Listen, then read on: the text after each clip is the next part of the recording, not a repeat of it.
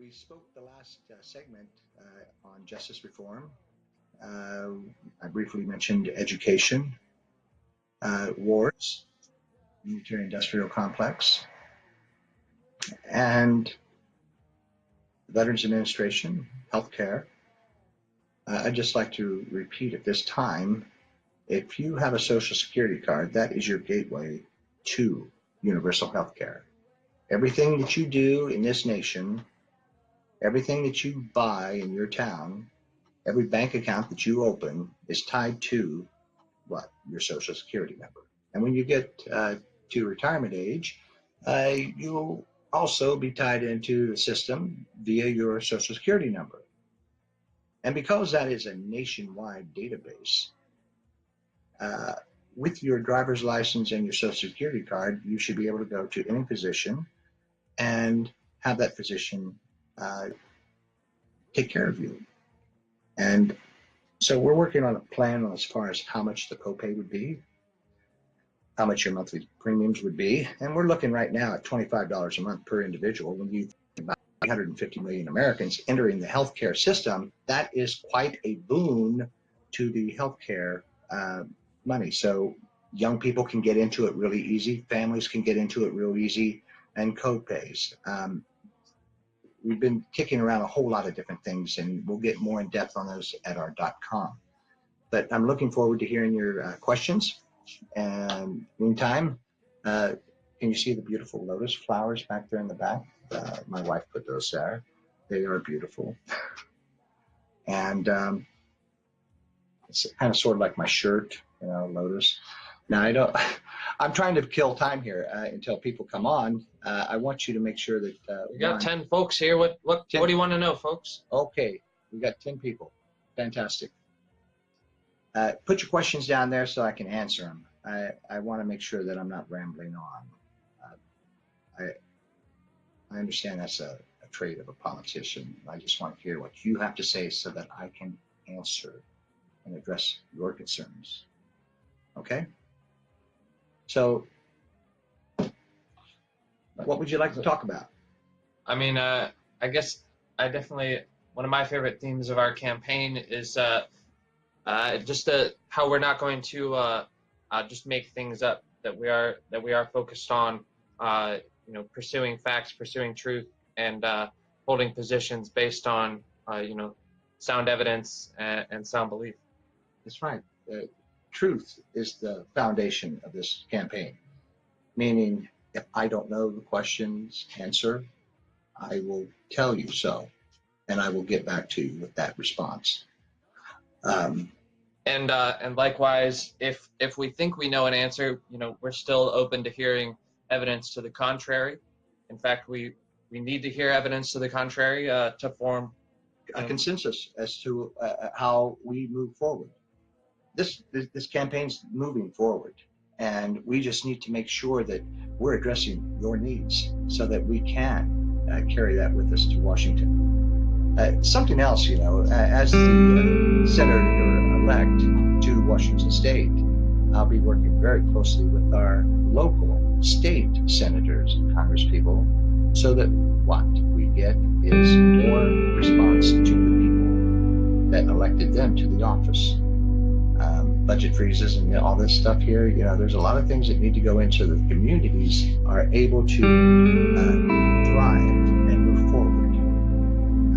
The last thing a community needs is no response from the state government. And so we'll be going around and speaking with the different communities as to how we can help them. And we will be a conduit for them to make sure that they do and are heard at the state level. I've heard recently how these politicians, are SVPing their their town halls.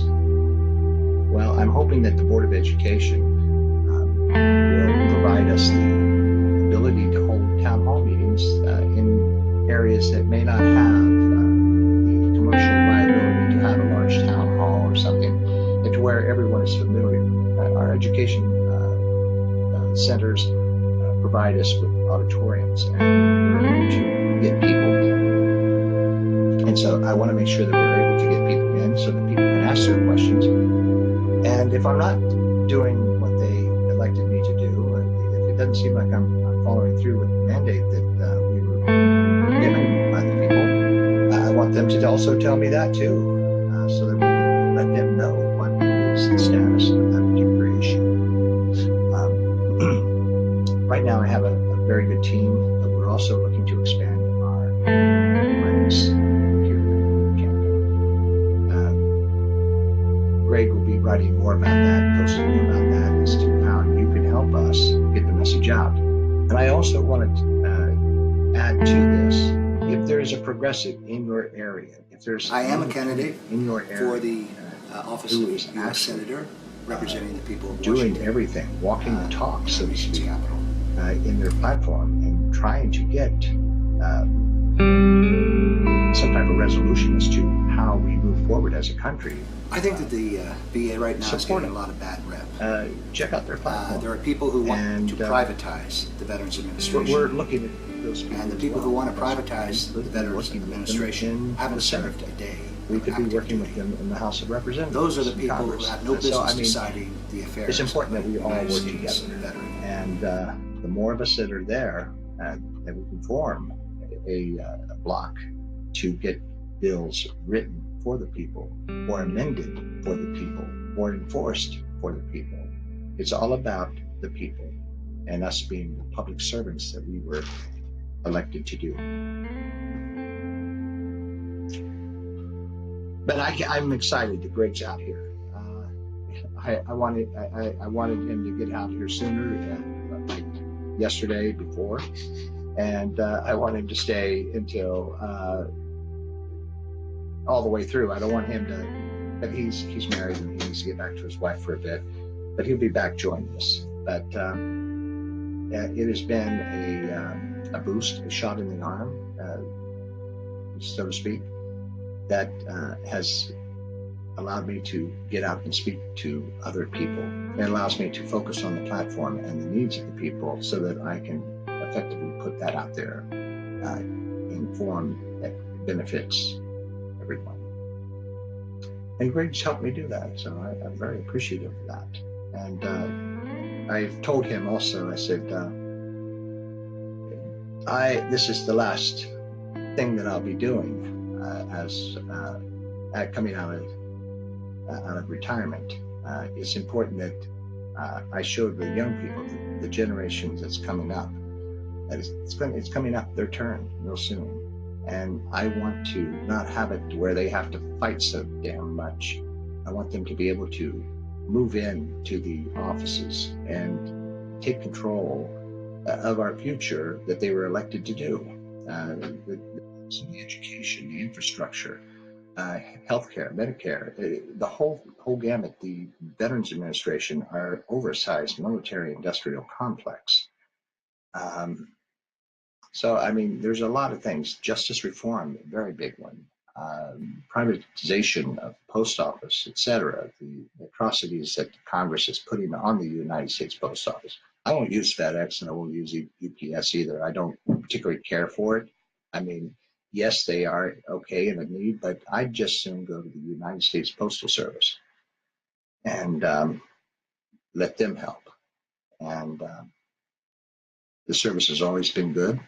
And so I encourage everyone to get out there and vote for people who are, and support people who are actually trying to help. And I'm not telling you how to vote. I'm just telling you, think about it before you vote.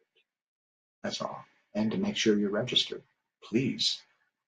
The apathy in 2016 after that fiasco with the DNC, it soured so much as far as the political arena. I mean, I know Democrats who voted Republican after what the DNC did. And so Clinton didn't lose because of Bernie Grants. She lost because of who she is and what she stood for. And she only embraced things and positions that Bernie had long after Bernie had been talking about them for a long time. So I'm going to turn it over to you, Greg. Yeah. Because I could go on and on about a particular subject, and if you think about it, our government needs to stop categorizing us. I don't know how many jobs I've lost because they asked me what race I was, and I put human. Because I don't want to be categorized. Yes, I took that DNA testing thing. Okay, that tells me how rich my heritage is. But at the same time, there are those who claim that they're white, and they're right, and they go to find out that they're not so white, which makes them not so right, and to segregate us, to separate us, to humiliate us, to chastise us, to hinder us, to shackle us in economic slavery. Those things have got to stop. We are the human race. When I bleed, it's red. When my brown and black and Asian brothers and sisters bleed, they bleed the same color. And it could be their blood is beneficial to me should I need transfusion or an organ transplant that they want to donate to me. People don't. So, I mean, there's a lot of things that go into it. We need to separate the racism out of our dialogue. Separate it. We don't need racism in the human description. That's how I feel. Let me know your thoughts. I'd be interested in how you feel and how you can make it better. Well, yeah, thanks for being here to interact with the campaign. Our campaign is only as strong as your input, so definitely give us your feedback. We're excited to represent you. So yes, and coming up, we've had two of these live episodes today. One earlier that we had on Real Progressives, and we had one that we followed up on our campaign website on Facebook.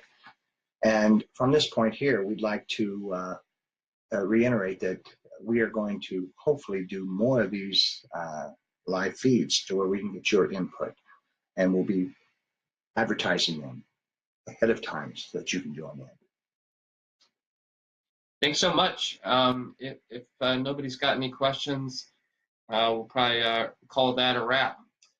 We got phone banking to do as well. Got some work to do. I'm trying to keep David busy. Yeah, and he's doing a pretty good job of it. And I want to thank everyone who did stop in. I want to thank everyone who participated in the first episode. And trust me, it's going to be more concise as far as how I'm reacting.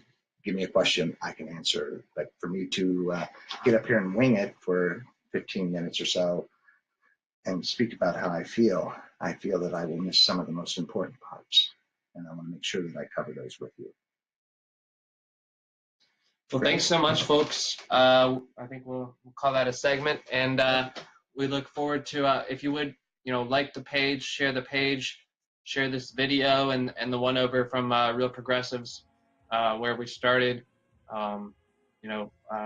If there's anything that won't hurt us, it's a little more exposure. So thanks for getting in on our first ever live broadcast. We're looking forward to many more, all the way to the Senate. So absolutely. Thanks so much, and we look forward to talking to you.